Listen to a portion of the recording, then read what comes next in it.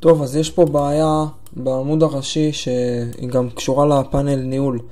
אני העליתי מספר שירים, ואיכשהו העדכון הזה עלה פעמיים. אוקיי? טוב, עכשיו אני רוצה ללכת לפאנל ניהול, לנסות למחוק את העדכונים האלו. Updates.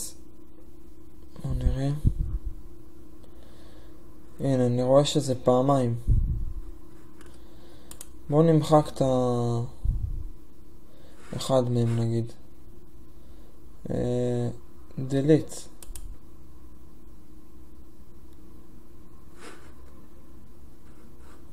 מחק, בואו נראה.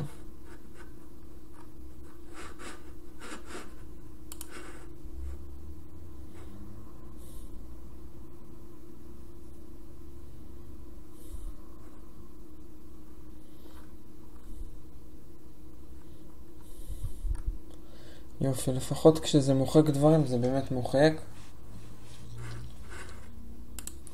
טוב, עכשיו אני נמצא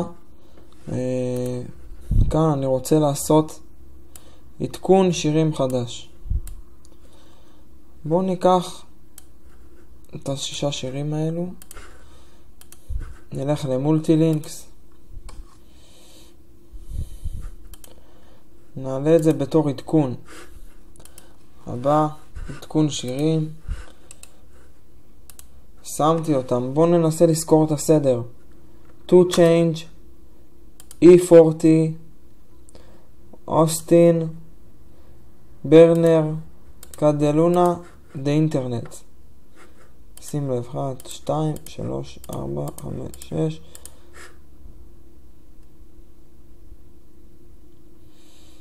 יאללה, בואו נראה איך העדכון עלה.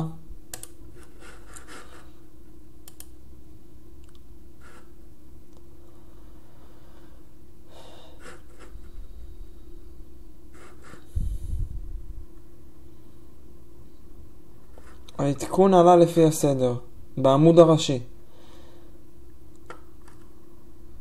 והוא עלה פעם אחת הפעם, שזה כבר טוב. עכשיו בואו נלך New Songs. בואו נראה אם השירים עלו גם לשם.